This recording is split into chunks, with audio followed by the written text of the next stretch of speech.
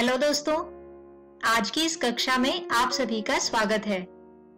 आज के इस वीडियो में हम इस अध्याय संचार व्यवस्था का दूसरा भाग समझेंगे, जिसमें हम समझेंगे सिग्नलों की बैंड चौड़ाई। इसके बाद जानेंगे प्रेषण माध्यम की बैंड चौड़ाई को और अंत में वैद्युत चुंबकीय तरंगों का संचरण। तो आइए आज के वीडियो को शुरू करते हैं। दोस्तों, किसी संचार व्यवस्था में संदेश सिग्नल कोई आवाज, संगीत, दृश्य अथवा कंप्यूटर आंकड़ा हो सकता है। उन सिग्नलों में प्रत्येक की आवृत्ति परास भिन्न होते हैं। किसी दिए गए सिग्नल की संचार प्रक्रिया को जिस प्रकार की संचार व्यवस्था चाहिए, वह उस आवृत्ति बैंड पर निर्भर करती है जो उसके लिए आवश्यक माना जाता है। जैसे वाक सिग्नलों के लिए 300 हर्ट्ज से 3100 हर्ट्ज की आवृत्ति परास उपयुक्त माना जाता है। अतः वाक सिग्नलों को व्यापारिक टेलीफोन संचार के लिए 2800 हर्ट्ज, जो कि 3100 हर्ट्ज और 300 हर्ट्ज के बीच में आता है, इतनी बैंड चौड़ाई चाहिए। संगीत के प्रेषण के लिए वाद्य यंत्रों द्वारा उच्च आवृत्तियों के स्वर उत्पन्न करने के कारण लगभग 20 किलो हर्ट्ज की बैंड चौड़ाई की आवश्यकता होती है।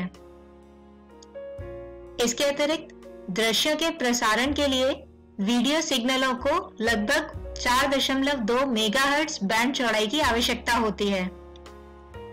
टीवी सिग्नलों में दृश्य तथा श्रव्य दोनों अवयव होते हैं तथा उनके प्रेषण के लिए प्राय 6 मेगाहर्ट्ज बैंड चौड़ाई आवंटित की जाती है। दोस्तों, ये तो बात हुई विभिन्न प्रकार के लिए आवश्यक सिग्नलों की बैंड चौड़ाई की। आइए आप जानते हैं कि इन सिग्नलों के प्रेषण के लिए उपयोग होने वाले प्रेषण माध्यम यानी चैनल की बैंड चौड़ाई को। दोस्तों, संदेश सिग्नलों की ही भांति विभिन्न प्रकार के प्रेषण माध्यमों के लिए भिन्न भिन्न बैंड चौड़ाई की आवश्यकता होती है। प्रेषण में सामान्यतः उपयोग किए जाने वाले माध्यम होते हैं तार, मुक्त आकाश तथा प्रकाशिक तंतु केबल। समाक्षी केबल व्यापक रूप से उपयोग होने वाला तार माध्यम है, जो लगभग 750 मेगाहर्ट्ज की बैंड चौड़ाई प्रदान करता है। इस प्रकार का केबल सामान्यतः 18 गीगाहर्ट्ज आवृत्ति से नीचे प्रचालित होता है। इसके अतिरिक्त रेडियो तरंगों का उपयोग करके मुक्त आकाश से आवृत्तियों के एक विस्तृत परिसर में संचार होता है। इस आवृत्ति परिसर को तालिका में दर्शाए अनुसार फिर से विभाजित कर विविध प्रकार की सेवाएं प्रदान करने के लिए आवंटित किया जाता है। जैसे मानक AM प्रसारण के लिए आवृत्ति बैंड की चौड़ाई होती है लगभग 540 से 1600 किलोहर्ट्ज, जबकि FM प्रसारण के लिए 88 से 108 मेगाहर्ट्ज की आवृत्ति आवंटित की जाती है। इसी के अतिरिक्त टेलीविजन के लिए अति उच्च आवृत्ति या परा उच्च आवृत्तियों की आवृत्ति बैंड अलग अलग होती है। सेल्युलर मोबाइल रेडियो तरंगों के लिए 896 से 901 मेगाहर्ट्ज, जो मोबाइल से आधार स्टेशन के लिए, जबकि 840 से 935 मेगाहर्ट्ज आधार स्टेशन से मोबाइल के लिए आवंटित की जाती है। इसके अतिरिक्त दोस्तों, उपग्रह संचार के लिए आवृत्ति का परिसर गीगाहर्ट्ज में होता है। इसके अलावा तंतुओं का प्रयोग करके प्रकाशिक संचार आवृत्ति परिसर 1 टेराहर्ट्ज से लगभग 1000 टेराहर्ट्ज तक संपन्न किया जाता है।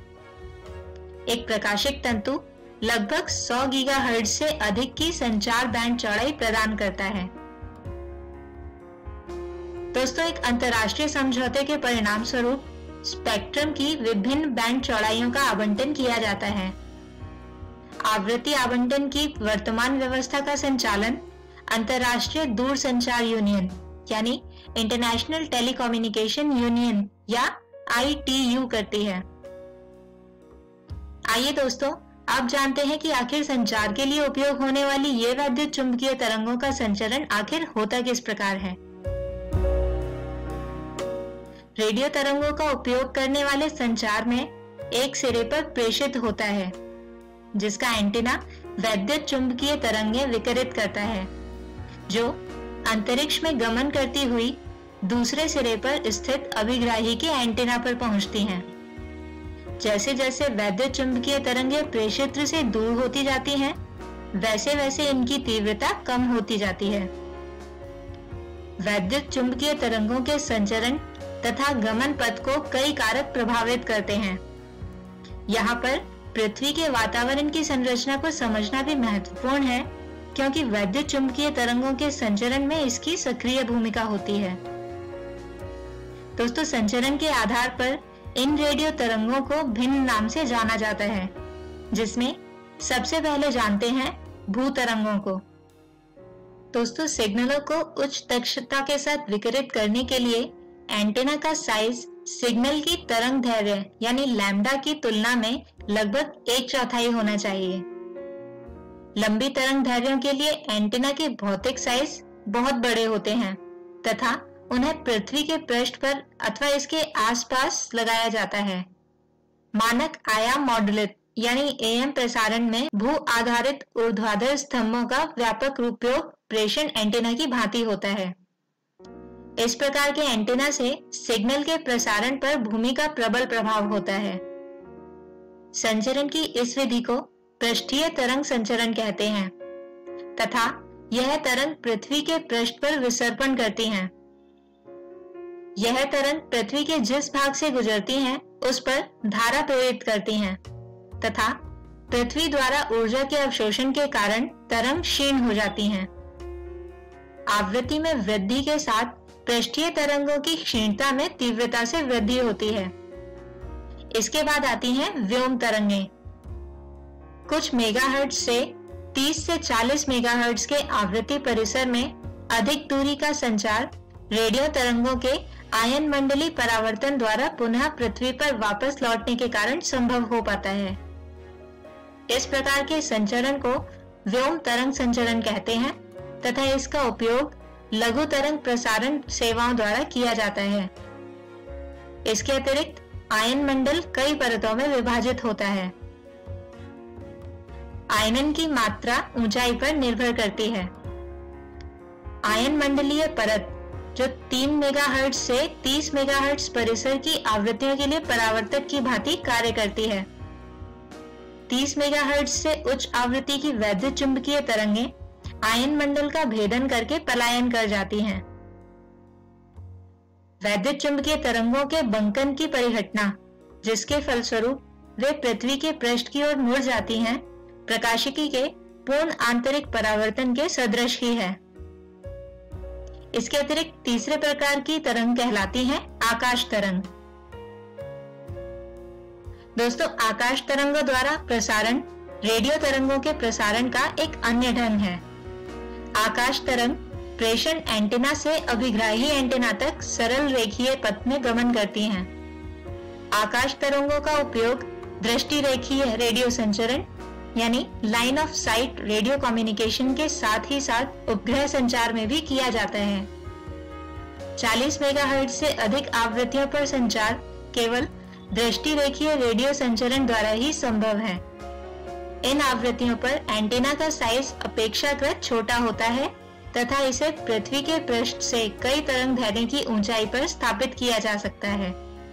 लाइन ऑफ साइट प्रकृति का संचार होने के कारण और पृथ्वी की वक्रता के कारण सीधी तरंगें किसी बिंदु पर अवरोधित हो जाती हैं। यदि सिग्नल को क्षितिज से परे प्राप्त करना है तो अभिग्राही एंटीना काफी अधिक ऊंचाई पर स्थापित किया जाना चाहिए ताकि वह लाइन ऑफ साइट तरंगों को बीच में रोक सके। यदि प्रेक्षक एंटीना HT ऊंचाई पर है तो आप यह दर्शा सकते हैं कि क्षितिज की दूरी DT का मान √2RHT होगा। यहाँ R पृथ्वी की वक्रता त्रिज्या है। DT को प्रेक्षक एंटीना का रेडियो क्षितिज भी कहते हैं। पृथ्वी के पृष्ठ से HT तथा HR ऊंचाई वाले दो एंटीना के बीच की अधिकतम दृष्टि रेखीय दूरी इस प्रकार व्यक्त की जा सकती है। TM बराबर √2RHT जमा 2RHR। यहाँ पर HR अभिग्राही एंटीना की ऊंचाई है।